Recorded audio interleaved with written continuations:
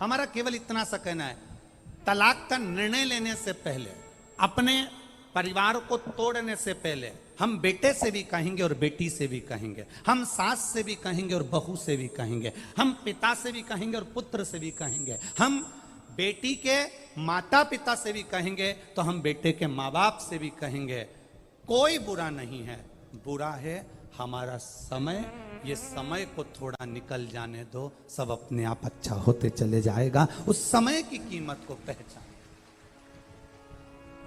हम समय की कीमत नहीं जान पा रहे, हम अपने समय को नहीं पहचान पा रहे। हम सोचते हैं कि, और देखो ये तो सीधी सीधी बातें, माताएं जब हलवाई जब भोजन बनाता है इतना बड़ा कड़ाव रखता है, बड़ा सारा कड़ाव, उसमें एक बोरी शक्कर डालता है, रवा डालता, हलवा बनाता, सीरा बनाता, उसके पास में एक पलटा होता है, बोलो होता है कि नहीं होता, वो खोचा पलटा, क्या बोलते इधर इसको, पलटा। वो पलटा, उसका नाम ही पलटा है। पलटे का मतलब है कि उसको नीचे से ऊपर पलट देना, ऊपर से नीचे पलट देना। क्यों पलट देना? क्योंकि वो जले ना। अर्थात समय का इंतजार करो। किसी देवता के पास में पलटा नहीं है, पर मेरे शंकर भगवान के पास में त्रिशूल जो दिखता है वो पलटे जैसा ही है। उसका काम केवल पलटने का है। कब नीचे से ऊपर कर दे और कब ऊपर से नीचे कर दे किसी को नहीं मालूम पड़ता। किसी देवता के पास में पलटा नहीं मिलेगा। तुम देख लो, भगवान विष्णु के पास में चक्र है, चक्र से क्या वो हलवा पलट सकता है, सीरा पलट सकता है? भगवान के पास में गदा है, गदा से क्या सीरा पलट सकता है? बोलते जाओ, पलट जाएगा क्या? तलवार है, तलवार से सीरा पलट जाएगा? नहीं। पर त्रिशूल एक ऐसा है जो पलटने का भी काम कर देता है। वो मेरे देव अधिदेव महादेव के पास में है, उसने अपने पास संजो कर रखा है, वो पलट देता है। भाग्य को पलटने में देरी नहीं, समय जरूर लग सकता है। आप इतनी जल्दी निर्णय मत लेना कि मैं इसके साथ नहीं रह सकती, ये मेरे साथ नहीं रह सकता। हमें एक दूसरे के साथ नहीं रहना। बस आज के बाद हम एक दूसरे का मुंह नहीं देखेंगे किसी के कहने पर, चाहे इधर वाले समझाएं चाहे उधर वाले समझाएं। मेरा बेटियों से, मेरा बेटों से निवेदन है, आपका निर्णय आपके पास में है। आपको सोचना चाहिए कि हम घर परिवार अगर छोड़कर, एक अपने माता पिता को छोड़कर इसके साथ अगर शादी करी है, थोड़ा एडजस्ट करने का प्रयास करेंगे। जब नहीं होगा तब सोचा जाएगा। जब भी कोई निर्णय लेने का समय आए तब अपने मन को शांत रखकर, शिव का नाम लेकर, ओघड़दानी को याद कर कर, उसका भजन कर कर तब निर्णय लो कि मैं करूं ना करूं। और एक बात बहुत अच्छे से याद रखना, जब आप कोई निर्णय तक नहीं पहुंच पाओ, आपको भड़काने वाले ज्यादा मिलेंगे। रहने दे, अगर वो ऐसा करता है तो क्यों जा रही है तू उसके पास में, मत जा। नहीं बेटी, थोड़ा एडजस्ट कर। बेटी का मां कब तक एडजस्ट करूं? हर बार गाली दे देते हैं, अपशब्द कह देते, ताना दे देते हैं, हाथ उठा दे। सुन, शांति रख। एक बार फिर अच्छा बनकर उनको अच्छा बनाने का प्रयास कर। बेटा कह दे पत्नी ऐसी है, ऐसा बोल दिया, कोई बात नहीं, थोड़ा शांति रख। हाँ, अगर अपन निर्णय नहीं ले पा रहे तो फिर किसी अपने माता पिता के सामने बैठकर फिर विचार करना कि मैं निर्णय क्या लूं। माता पिता भी सही निर्णय नहीं ले पाए तो किसी सद्गुरु के पास जाना। साधारण गुरु के पास मत जाना, नहीं तो वो कह देंगे कि तुम्हारी किस्मत में तो ये पति लिखा ही नहीं था, ये शादी जबरदस्ती हो गई, पत्रिका तो मिली ही नहीं थी, रिश्ता तो होना ही नहीं था। अब हो गया, उसको क्या करें? ये तो मालूम है कि ये रिश्ता नहीं होना था, गुण नहीं मिला, ये नहीं मिला, वो नहीं मिला, अब हो गया, उसका करे तो करे क्या?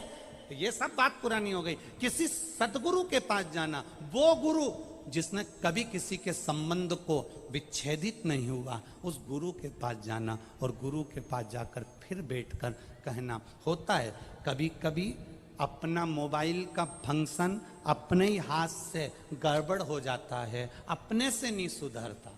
सुधरता है क्या कभी कभी? तुम्हारी उम्र 75 वर्ष की हो गई, तुमने भले कितना भी कमाया हो, कितने भी लोग तुम्हारा कहना मानते हो, पर कभी कभी तुम्हारा मोबाइल 75 साल के तुम हो गए, फिर भी तुम्हारा मोबाइल तुम सुधार नहीं पाते। तो क्या कहते हो, 15 साल का पोता, उसको आवाज लगाओगे, ए भानु इधर आ। हाँ दादाजी। अरे हमारा मोबाइल में ना जाने क्या हो गया, देख तो जरा। और भानु ने 15 साल का छोरा ने हाथ में मोबाइल लिया, कर पुरा के दादाजी के दिया, दादाजी चालू हो गया। दादाजी ने कहा मैं 75 साल का, मुझे मोबाइल सही करना नहीं आए और ये 15 साल का सही कर जाए। कभी कभी अपना मोबाइल अपने से ठीक नहीं होता।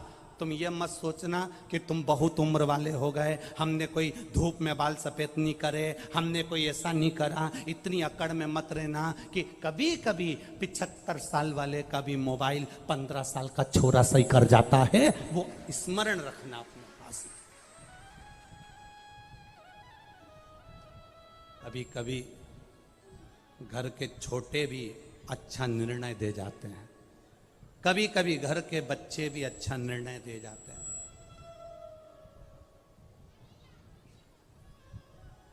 अहंकार में निर्णय नहीं लिए जाते। तुम भले 75 साल के हो गए, तुम भले 80 साल के हो गए, तुम भले 70 साल के हो गए, कभी कभी मोबाइल घर का बच्चा सुधार देता है। और अगर बच्चे से भी नहीं सुधरता, घर के व्यक्ति से नहीं सुधरता, तो फिर मोबाइल को दुकान वाले के पास भेजा जाता है। दुकान वाला कहता है इसको 7 दिन तक यहाँ पड़े रहने दो, मैं कंपनी में भेजूंगा, कंपनी से सुधर के यहाँ आ जाएगा। बोलो सही है कि गलत है? कंपनी में जाएगा, वहां से सुधर कर आ जाएगा। कितना दिन लगेगा? का 7 दिन लगेगा। बस अगर तुम्हारी बुद्धि काम ना करे, तुम्हारा चित्त काम ना करे, सही निर्णय तुम अपने बेटा बेटी के लिए ना दे पाओ, तो फिर 7 दिन के लिए शिव पुराण में जाकर बैठ जाना। कंपनी में अगर जाकर बैठ गए तो मोबाइल ठीक हो सकता है। 7 दिन कंपनी में मोबाइल को ले जाकर पटक दो, ठीक हो सकता है।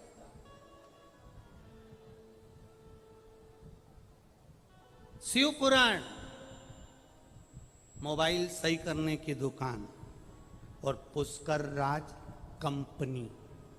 अब 2 ही चीज एक ही जगह मिल गई तो तुम तो सुधर आए हो, फिर तो क्या सोच रहा हो? अब उसमें तुम्हारा को सोचने की जरूरत है क्या?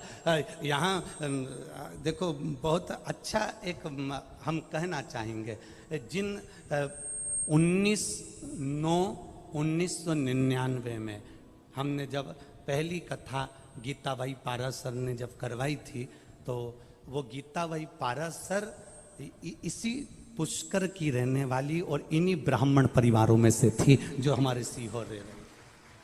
और यहाँ कई ब्राह्मण पुरोहित परिवार ऐसे होंगे जिनकी वो रिश्तेदार भी लगती होगी। किन की रिश्तेदार? खड़े होना जरा आप लोगों के। ये इन लोगों के रिश्ते में भी है। और कल हमारे वो पुरोहित जी हमको जो दर्शन कराने गए, उनके भी रिश्ते में है। ये एक सहज वाली बात है। तो हमारे को तो हम ये कहेंगे कि हम यहाँ कथा करने के लिए अगर आए हैं, तो हमको तो ऐसा लगता है कि हमारे परिवार में ब्रह्मा जी ने नहीं, यहाँ ब्राह्मणों ने कहीं ब्रह्मा जी से कहा होगा, तो यहाँ शंकर जी की कथा यहाँ हो रही। ये शिव तत्व है, ये शंकर की उदाहरण। पुष्करणी ब्राह्मण गीताबाई पारस सर पुष्कर की रहने वाली थी, जिन्होंने पहली कथा का स्मरण करा।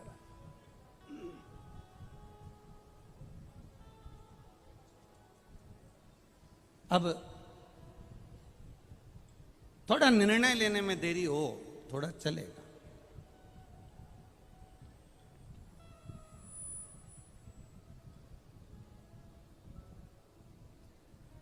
कल एक पत्र आया था, उस पत्र में किसी बहन ने लिखा था कि ब्राह्मण, संत, गुरु, साधु, सन्यासी, इनको तो माया से मतलब नहीं होना चाहिए, पैसे से मतलब नहीं होना चाहिए, फिर ये धन क्यों लेते हैं, पैसा क्यों लेते हैं? अब राजस्थान वाले हैं, जरा प्रश्न थोड़ा भारी करते हैं।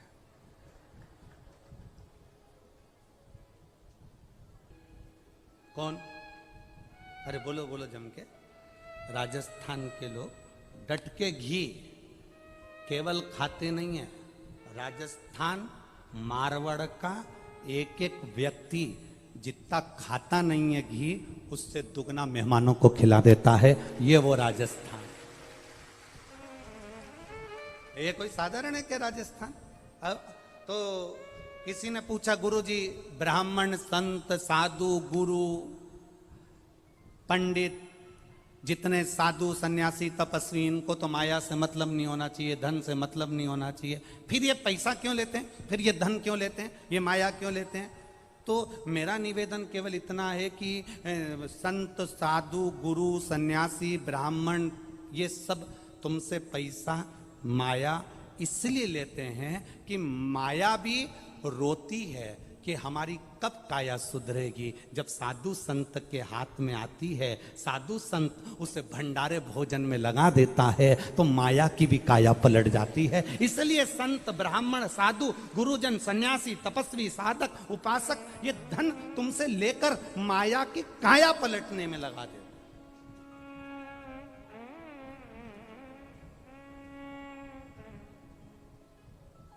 आप करो भगवान का भजन, मना नहीं, आप करो शिव का स्मरण, मना नहीं, आप करो शंकर की भक्ति, मना नहीं, पर उसमें कभी कभी ऐसा होता है कि काया पलटने के लिए एक बार जलंधर एक बार जिनकी पत्नी वृंदा भगवान नारायण की उपासक, एक बार जलंधर जा रहा था और जलंधर जाते जाते माता पार्वती जी को कैलाश के ऊपर देख लिया जलंधर ने। अब माँ तो माँ बड़ी सुंदर, हमने पहले भी कथा में कहा, जितनी सुंदर बहू नहीं होती उससे दुगनी सुंदर सास होती है। ओल्ड इज गोल्ड, हम पहले भी कथा में कहे हैं, बहू को तैयार होने में 2 घंटे लग जाते हैं, सास को बस तीज का व्रत, सास का भी बहू का भी, बहू का तीज का व्रत, बहू 2 घंटे में तैयार हो रही, बाल धोएगी, झड़ाएगी, तैयार होगी, चोटी करेगी, खजूर वाली चोटी बांधेगी, चूड़ला, फिर पायल, फिर लहंगा, फिर चोली, फिर चूनर, फिर गजरा गजरा ना जाने ये सब लगाएगी। और सास बहू कह रही मम्मी तुम कब तैयार होगी? इतने में मम्मी बोल रही बहू तू तैयार हो जा, मैं तो तुरंत हो जा। पूजन का समय मम्मी तुम भी तैयार हो जाओ। बहू 4 बजे से तैयार होने में पिली, तब जाके 7 बजे भी पूरी तैयार नहीं हो पाई। अब भी तुरंत कमरे में गई, आधा घंटा फिर निकल गया, 7:30 बज गई और सास स्नान करी, अंदर गई, 2 मिनट में चोटी करी, एक साड़ी उसने अपनी पुरानी निकाली और पटला पटली लगा के जो सास पहन के बाहर आई, इतने में तो बहू की जान जल गई। डोकरी के देखे तो सरी कई सुंदर लग रही है, ऐसे सुंदर, गजब। कारण क्या है? क्रीम की चमक 6 महीने रहती है, 4 दिन रहती है, 8 दिन रहती है, 4 साल 5 साल रहती है, पर सास जो भगवान की भक्ति में डूबी रहती है, अच्छे कर्म की चमक जिंदगी भर रहती है। उसको जरूरत नहीं है बहुत साज और श्रृंगार करने की, उसको बिल्कुल जरूरत नहीं है, वो बस अपनी मस्ती में रहती है। गई अंदर, और कभी कभी तो उसको अगर लाली लगाना भी नहीं आती ना, तो उसमें से ऐसे लेके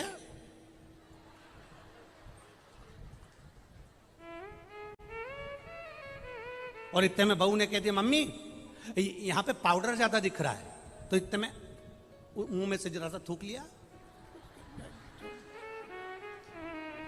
ओल्ड इज गोल्ड, उसको मतलब ही नहीं।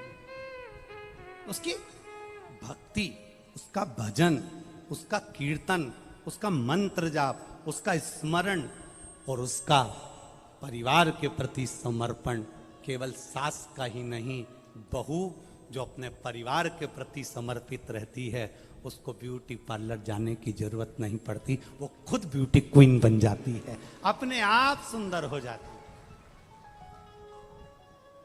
अपने आप उसमें सुंदरता दिखती है, अपने आप।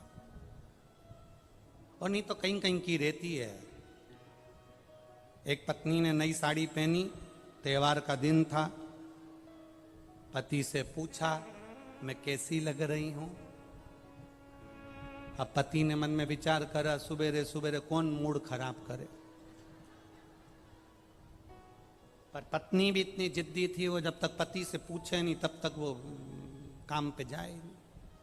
तैयार होके बाल माल धो के कंगा कंगी करके बढ़िया जोरदार झुमका झुमकी पहन के साड़ी माड़ी का पल्लू इधर पिन से टच करके और पति से आके पूछी मैं कैसी लग रही हूं। पति ने कुछ नहीं बोला। पत्नी ने पति का हाथ पकड़ा, कैसी लग रही हूं? पति बोले ऐसी लग रही जैसे हरी घास में भैंस चर रही है। अब तू पूछने गई क्यों पहले तो?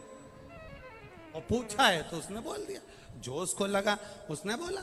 ये तो अपना मन का भाव है, जो बोल दिया, जो स्मरण में आया वो बोल दिया। अब यहां जलंधर ने माता पार्वती जी को देखा और पार्वती जी बड़ी सुंदर मां माता माता बड़ी सुंदर है मां।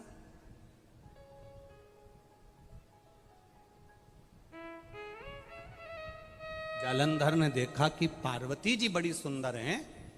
अब जालंधर ने मन में विचार करा कि कुछ भी हो पार्वती को मैं अपनी पत्नी बनाऊंगा।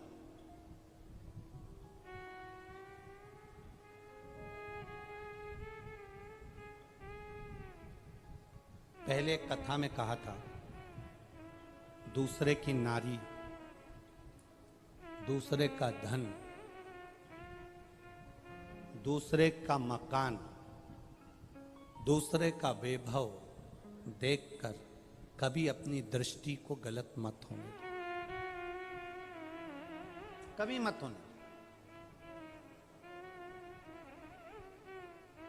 जालंधर ने गलती कर दी और जालंधर ने देखा पार्वती जी बड़ी सुंदर है, मैं इनसे विवाह करूंगा, मैं इनसे शादी करूंगा। अब पार्वती जी तक ये खबर लेकर कौन जाए कि पार्वती जालंधर तुमसे शादी करना चाहता है, जालंधर तुमसे विवाह करना चाहता है? इस खबर को लेकर जाएगा कौन? इस सूचना को लेकर पार्वती जी तक पहुंचेगा कौन? चंद्रदेव को बुलाया, चंद्र ने मना कर दिया। इंद्रदेव को बुलाया, इंद्र ने मना कर दिया। सबको बुलाया, गरुण वरुण सब आए, परंतु सबने मना कर दिया। सूचना पहुंची ब्रह्मा जी के पास में। ब्रह्मा जी ने, भगवान ब्रह्मदेव के पास में सूचना पहुंची कि जालंधर पार्वती जी के पास में विवाह का प्रस्ताव भेज रहा है, ये अच्छी बात नहीं है।